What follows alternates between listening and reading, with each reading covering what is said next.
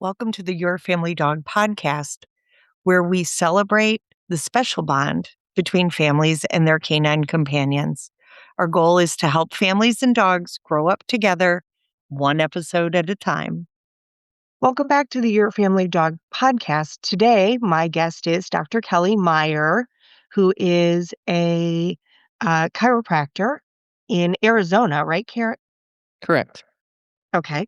And you work with both people and animals. And so we thought today we would talk a little bit about animal chiropractic and then more specifically what you do. Would you like to tell the audience a little bit about yourself? Sure. I've been pretty much a serial entrepreneur. I've been an international graphic designer. I lived in Japan for a year. I read, write, and type in Japanese. Decided to be a fitness trainer, moved to Denver, started out of the back of my pickup truck, had a mountain bike accident, broke my face, herniated disc in my neck, and was seeing my chiropractor twice a week at the time because it was like fire. And then I lost all use of my left arm within 3 months. So I couldn't even hold a pen without dropping it. Tough to be a fitness trainer. Yeah. And a friend at the gym, her husband was a cosmetic surgeon. They went in with a balloon to pop my orbit back out so that it wasn't crushed in anymore. Sounded like a 2x4 splitting is what they told me. And then I went to Germany for artificial disc replacement to maintain motion of my spine instead of getting a fusion in the United States. Disc is made in San Francisco, south of it, and it's only distributed internationally.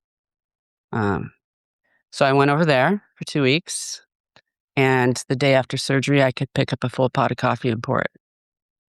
Wow. That's the I'm power. always amazed at the medical innovation that's overseas that um, our culture here in the US and how the bureaucracy works, things just are very, very slow to trickle down. And it makes me really sad in a lot of cases. I'm also grateful that there's a lot of testing and that it's taken very seriously. So it's one of those double edged knives. So, what inspired you to become an animal chiropractor?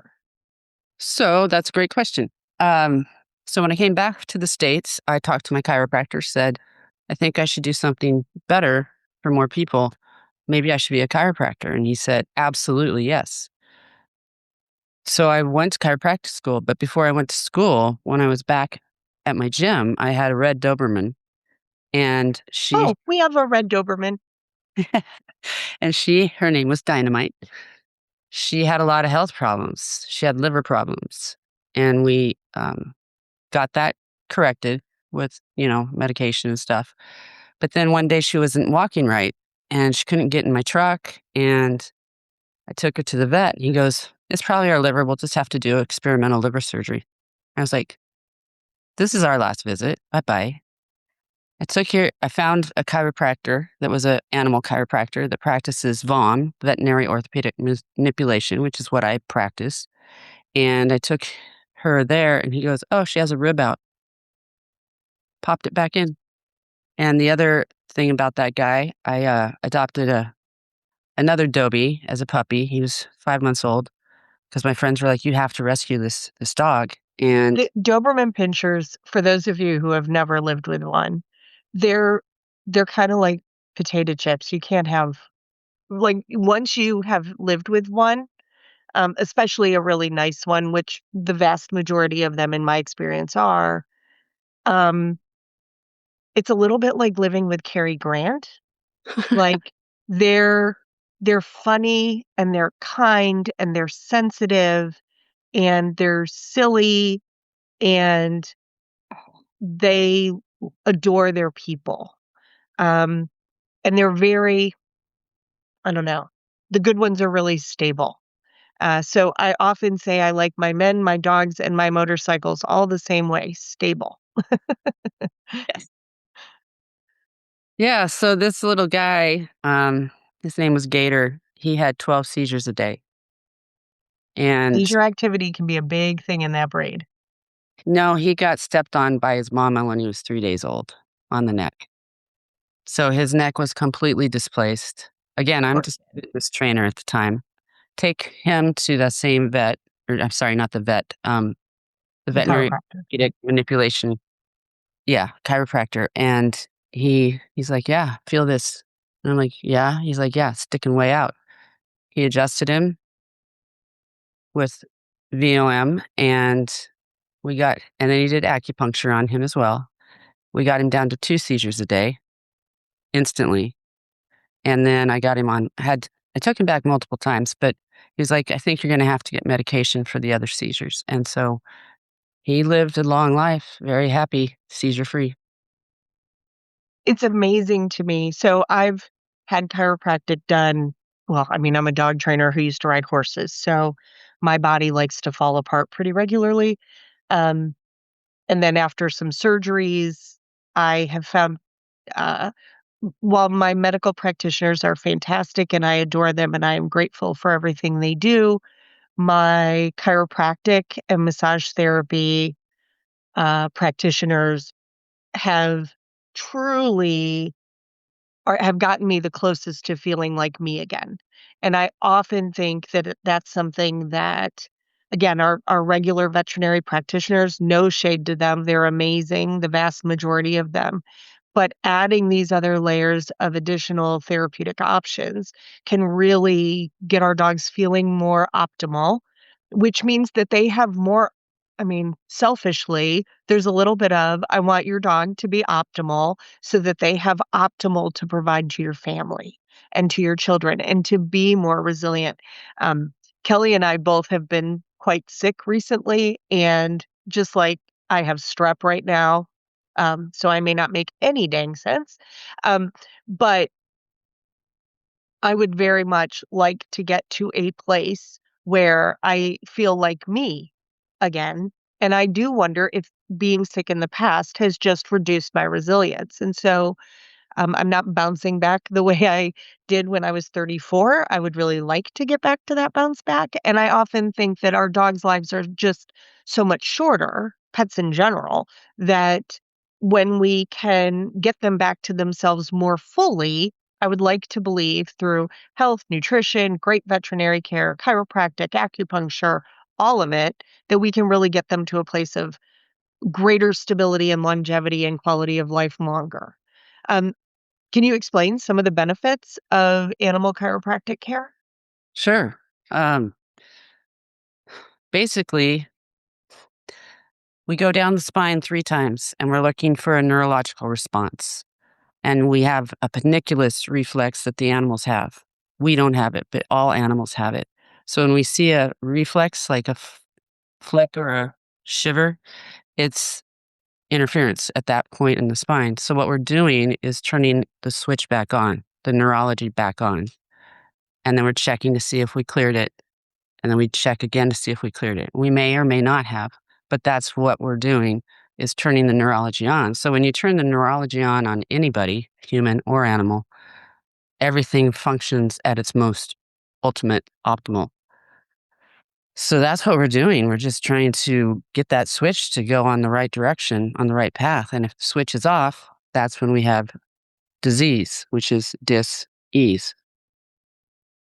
And that's how my chiropractor has explained it too, that, um, for example, some of the positions that my body was put in for surgery and that held that position for a unnatural amount of time, like I was unconscious, so there was no way my body, my nervous system could say, "Hey, that's uncomfortable, you need to move a little bit and adjust," that started adhesions, which for me is scar tissue. I think adhesions are always scar tissue. I could be wrong.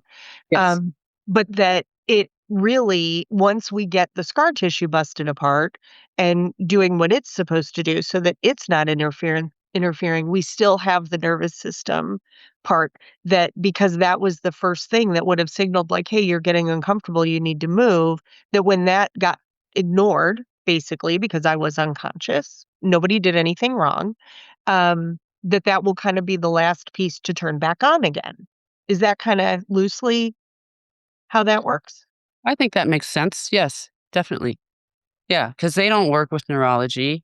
I have 2 hip replacements because I used to be a crazy athlete. And when I got out One of more reason not to work out, Kelly. Just kidding. no, no, no.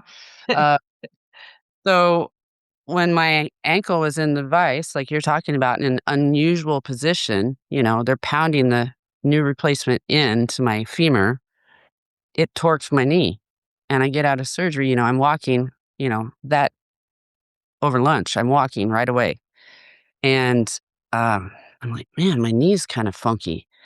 And I'm walking with my walker, having my sister walk my dogs, and I walk with my walker a mile the day after surgery, twice a day. I'm still scooting along. And I'm like, man, my knee is really weird. And I went and saw my friend, chiropractor. He's like, yeah, your knee's torqued. Makes sense. My knee was in a vise. It was Right. torqued. And all they Well, they told have to do a lot of pressure. I'm me, often I've watched a couple of animal surgeries behind glass, and it is not as gentle as no, one might as one might uh, assume, because it turns out if your patient is unconscious and not feeling anything, then that gives us freedom to do the things we have to do to help. right. Um, so what kind of animals do you typically work with? Just dogs? Dogs, horses, I even did a steer. Um, just about anything. I've done cats. I did a guinea pig once. Oh, wow. Little guinea pig he couldn't go up his little ladder anymore. This gal was a animal behavior therapist. His name was Johnny Quest. And so, like, well, let's check it out. So I adjusted him through my finger and we found the spot. It was in his lumbar. And when I hit it, he'd go, and They do purr, like, yeah, they have the cutest little purrs. we go down the second time, find the same spot. So we adjusted him the third time. And I'm like, well, see how he does. She said the next day, yeah, he was going right up his ladder again. Well, and it always amazes me. I have what's called a military neck from wearing helmets on motorcycles and in race cars, and, um, it always amazes me that when my chiropractor adjusts my neck, that the colors get brighter, right?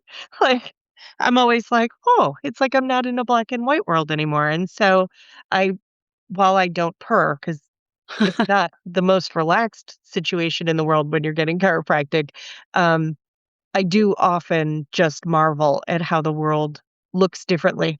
Um, I had someone recently tell me that they had had chiropractic done on their snake because their snake had hurt itself. And I was like, well, that is a lot of spine. Depending how big the snake is, I could see that. It Um, wasn't a giant one. It was relatively little, but I was like, that is fascinating and awesome and um just something I do love when animals are given great care. I think sometimes they get it short shrift. Um, how do you assess an animal before beginning treatment? I watch how they walk. I do a lot of watching how they're doing, and then I will go down their spine and see if I feel interference. As far as I usually feel heat. That's how I am with my humans too. And I do very gentle chiropractic, instrument assisted with activator as well. So it's gentle chiropractic, but I look for heat and then I know there's interference. And then with the animals, I'll go down and just feel their spine and they'll have that twitch, that panniculus reflex. So I know where it is. But we want to do a full sweep of the whole spine from C1 all the way to the tail. See where the other interference might be because it could be connected. I'm working on a dog right now. It's a dachshund that fell in the pool. It's a mini doxy. He's young. He fell in the pool, but he only fell halfway, so he kind of kinked himself in the middle. And she brought him in that afternoon. We treated him. He was doing better. So, unfortunately, this is sometimes unfortunate. And I always tell my clients, it's going to be like I just gave him a can of gasoline. He's going to feel great. So you got to keep him under control and do not let him jump. Do not let him jump up or down. Guess what happened? Well, when your legs are 3.5 inches long, So he jumped off the sofa. Now yeah. he's paralyzed. Oh, Back legs don't work. So she called me crying, and because it was $16,000 to do a surgery, which again is always experimental, no guarantees. And so they were like, my husband just wants to put him down. He's only 3 years old. And he's her favorite pup, of course. So I said, just let me tell you a story. I had this mastiff. This guy drove over an hour to come see me because he went to the vet. The dog, all of a sudden, one day, he's lame in one leg. So he takes him to the vet. Vet goes, I don't know, man. So he puts him back in the car. It's a 150-pound dog, right? He's more than me. And he gets him out of the car. Now he's lame in both back legs. So he brings him to me. He's like, I don't know what to do with him. He can't get outside to go to the bathroom. I have to sling him to carry him out. He's heavy, big guy though, so he can handle it. Not that you want to. And I said, okay, let's do this. So I adjusted him. We did it 3 times. It was right before Christmas. He was like, I think I'm going to have to put him down. I'm like, so we had a cry together about it. And then he took him home. And the next day, or maybe it was later, it must have been the next day, his roommate goes, the dog made it outside by himself. And the guy was like, oh my God. So he was like loosey goosey in the back, you know, but he got outside. He could maneuver enough to get up and get outside. So the guy was so excited. He just like, oh my God. Kept trying to call me. He had the numbers transposed. So he's calling somebody in Nevada, telling him how excited he is. And she's like, I'm so happy for you, but this is the wrong number. So calls. I've gotten a couple of those calls from time to time, and it's wonderful. Yeah. So he comes in the next day. He was coming twice a week. And he was like, oh my gosh, look. And so I was like, this is awesome. So we adjusted him several more times.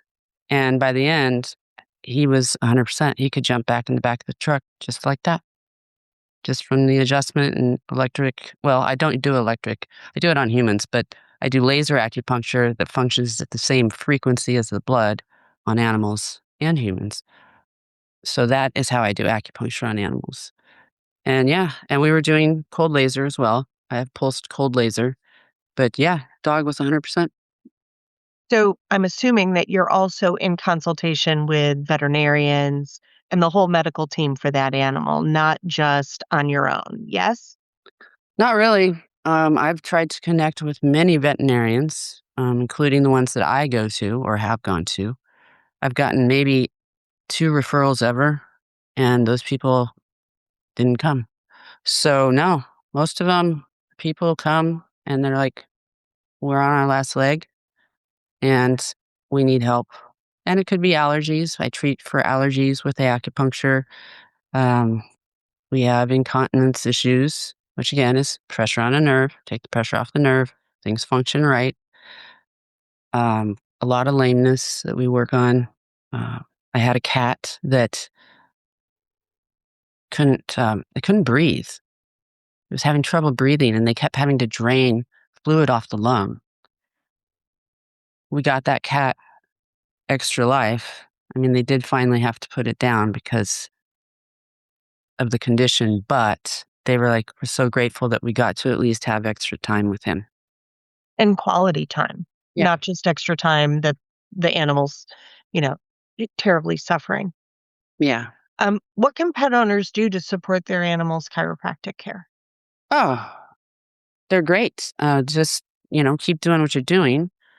They're usually, I had a little miniature bulldog that was, kind of like Murr. And I told her he's going to have gas when he gets home. And she's like, oh my gosh, he ran up the stairs. I've never seen him do that in years. So that it's just living life, depending on the case. Like this poor little doxy was not supposed to jump and they let it jump. And I told her, you got to keep him about this far from the ground all the time. He shouldn't be on anything unless somebody is there 24/7. And I don't even think he should be there anyway. He should be on the ground. I think it's hard for families. They want to be able to accommodate the cuddles or the interactions that their animals want to have and tell them they want to have. So, we all like a miracle cure. Every time I can see all the bright colors again, I think, oh, this will be the time my neck will hold, and then it doesn't. But I don't, um, but I always hope that that'll be the time that my neck stays where my sweet chiropractor puts it. Um, do you find that nutrition and maintaining healthy weight, providing regular exercise, anything else like that can help support their chiropractic health? Well, that just general health, absolutely. Yeah. Making sure you're eating good nutrition. A lot of my patients make their own dog food. You know, I had a Great Dane. They'd spend all day Monday making all of his food for the week. I'm like, that's awesome. And the fact that you have room to store that much food for a Great Dane. And he lived a really long, happy, healthy life. And we just were doing maintenance on him just to keep him living as long as he possibly could. So, yeah, maintenance is great. And yeah, exercise is great as long as, the animal can do the exercise. If they're loosey goosey in the back, it might be a little too much stress. I had one gal that was taking her dog to a water training, and they were trying to move him up and this is an older dog. This is a small dog, older dog. I said, maybe you're pushing him a little too much. Maybe 5 minutes is plenty. Maybe you don't need to push him to 8 or 10, because she said he'd come out and he'd just be like totally knocked out. I'm like, maybe that's too much. So just stay, gentle, just like you would with a human. Stay gentle. The chiropractic vet that I use here locally in Georgia, um, has a lot of physio that she teaches owners to do with their dogs, whether it's stretching or having them walk in the bathtub or having them swim in the bathtub if they're small enough.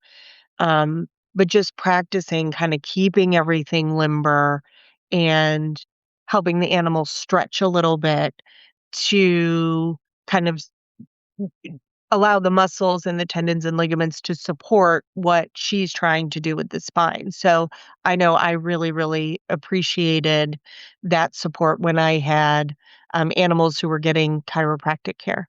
How do you handle anxious or uncooperative animals during treatment? It's the owner's responsibility to hold on to the dog or the animal or whatever it is.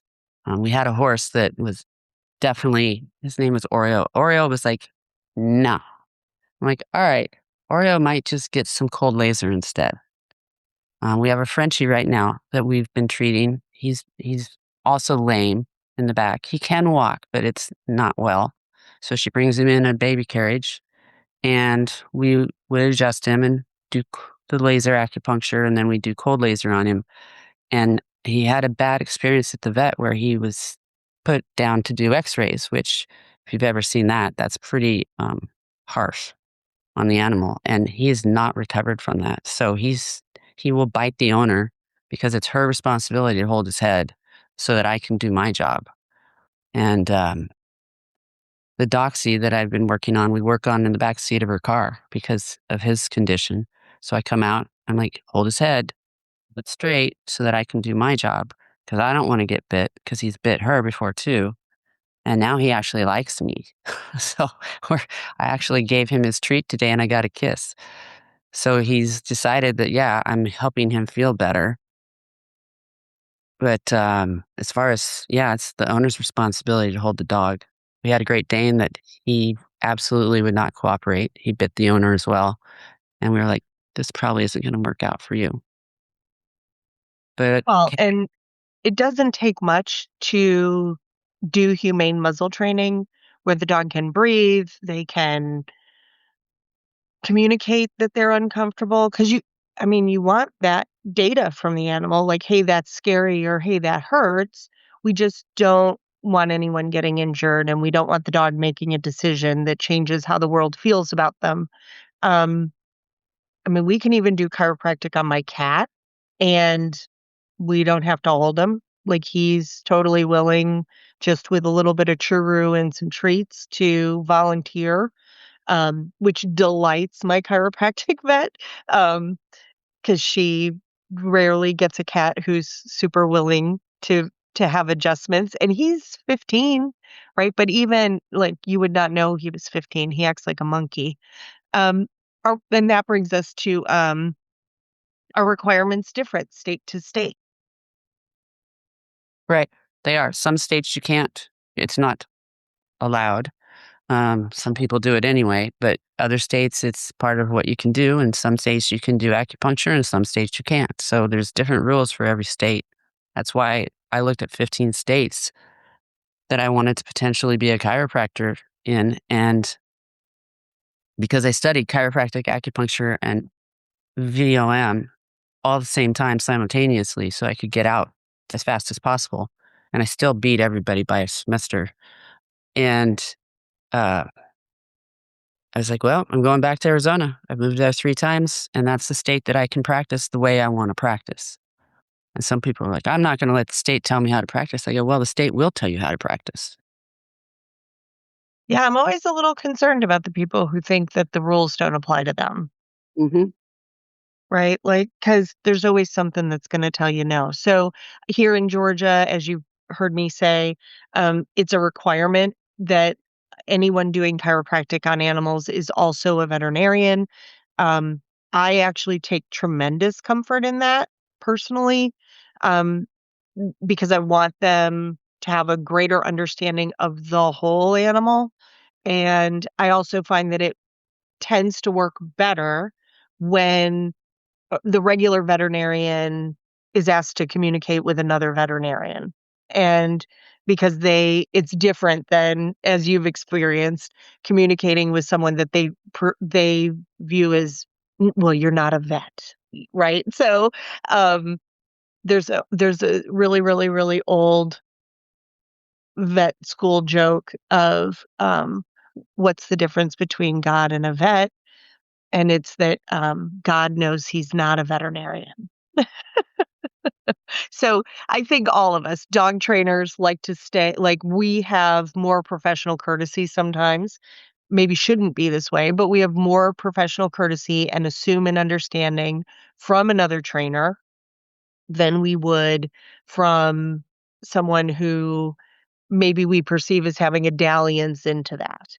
Um, I think there's tremendous benefits both ways, but I do like that Georgia, um, that animal chiropractic is required to be a veterinarian. I personally like that also because then they can, write scripts to help support the care we're getting, and I just find the teams work better, but it can be a sticky wicket. My medical doctor does probably not love that I go to a chiropractor, and too bad, because the chiropractor is giving me way more long-term relief. Um, so is there anything else people should know about or something I should ask you about that I haven't asked you about with regard to animal chiropractic? Um, like I say, state to state, some of my clients travel and they ask me where they can go when they go to California. California is a state where you are not allowed to adjust animals. I said, you're not going to find anybody, at least not anybody legal. And that's important to know when you travel, if that's your case. They're RVers, and I've had others that move to different states and they asked me the same thing. I said, there's different rules in different states, so I can't tell you what you need to know. You're going to have to do your research before you get there. So that's important to know. And yes, some states require you to be with a veterinarian, some states don't. This is a state that doesn't. And I don't feel any interference with that because I have had 7 Dobermans. Right now, I have 2 Egyptian Pharaoh hounds and 1 Doberman. And I feel that I know animals really well. Plus, I was a personal trainer and I ran a gym for 5.5 years in Denver. So I feel pretty good with anatomy and I'm pretty confident in what I do and how I do it. And I don't do manual manipulation on the animals. That's another thing. That is a good way to hurt an animal. Not always. There are really good people out there that really know what they're doing. But it's just like a chiropractor. There's gentle chiropractors and there's really rough chiropractors. And that's the ones Absolutely. that totally get the bad name. And then people are like, oh, I'm afraid. I'm afraid of, and I'm like, at my office, we don't get addicted to crack. It's gentle chiropractic, animals and humans. So can you talk a little bit about what that VOM method is? Yeah, we use a tool. It's very similar to an activator, but it's smaller and it's faster. It's 10 times faster. You can dial it up. I can treat a horse with the same tool. I just dial it up. I can dial it all the way down and treat that little guinea pig. And so the tool is adjustable based on the size of the animal. And like I said, we go on the atlas. On the atlas, there's some pictures on my website of me adjusting one of the animals. And then we go down the spine and we do 3 passes through the whole spine, again, looking for that reflex. And then we know we've got the interference. And if we can clear that on that visit, that's great. And I always tell clients, give me at least 5, 3 to 5, to see if we can clear the interference, like with this doxy, like with the mastiff. He was okay after 3. I had a guy I met at the Chamber of Commerce. He had an Argentinian, I want to say it's a mogo. They're gigantic dogs. They're used to hunt pumas and protect the children. And they had a pup. He was 18 months old. He's still huge. Again, bigger than me. He's like, we've been to 2 vets. He's limping. We don't know why. He's dragging his toe. And 2 vets have told us we just got to do experimental hip surgery. I was like, huh. He shows me the x-rays on his phone. I'm like, bring him in. We adjusted him once. His 3rd lumbar was out. He was fine. Experimental hip surgery versus adjusting one level of the spine. I think every industry, right? Well, first, I will say I do a lot of what I did with my daughter's teachers, right? So whenever we went to meet teachers, I would say, "Okay, here's the deal. I'm gonna believe 10% of what she tells me that you told me, if you'll agree to believe 10% of what she says I said," right? And then we would compare notes. And that's where I do really find that sometimes people just in the moment of frustration and fear and anxiety, they're not processing the information. And sometimes the veterinarian, honestly, is not great at conveying big scientific stuff. And they sometimes communicate it in a way that it gets misrepresented, kind of like even when the customer comes to me. So, I have a ton of friends who are veterinarians. They're fantastic. I am grateful every single day for the amazing magic that they bring to the world and their healing, and a lot of them are genuine healers. I've never heard, "Well, we'll do experimental hip surgery." Now, I've been in practice quite a few decades. So, um, I think sometimes I mean, I've heard horror stories, right? Where, so I had one client, I was so heartbroken for her. Um, the veterinarian that she went to, her cat had a UTI, and the veterinarian that she went to is one of my absolute makes my heart sing veterinarians. He's amazing. He also has a super dry sense of humor, right? So this woman panicked about her sweet old cat, and I know, based on what the woman says, that the vet cracked a joke, and the poor woman took it seriously, and it was just a really dry joke, right? Um, and again, I know this vet very, very well. I've known him for decades. It's not something that he would have said except by cracking a joke, kind of, um a little bit of gallows humor, right? Um, and so I just said to her, "I've known him a really, really long time, and if this is still bothering you years later, I think reaching out to him and having a conversation with him might help to set your heart at ease that this was just a miscommunication." Um, I find the more that I can chat with a veterinarian and communicate what I'm seeing as a behavior professional, and trying to convey that to them and to work as a part of a team works better than, them feeling like we're somewhat in competition. I think we're all on the animals team, we're on that family's team of wanting ideal health and to prevent or heal suffering, and none of us are perfect. And compassion fatigue, whether it's in behavior work, whether it's in chiropractic care, whether it's in veterinary care, is a very real thing, right? We do sometimes say things that get misunderstood, or we have a bad day, or like, honestly, I learned the last time I was sick that if I have a fever, I am not allowed to touch my calendar because I will like do terrible damage to myself and frustrate my customers. So this whole week while I've been sick, I'm like, I am not touching my calendar. We are not doing anything with that.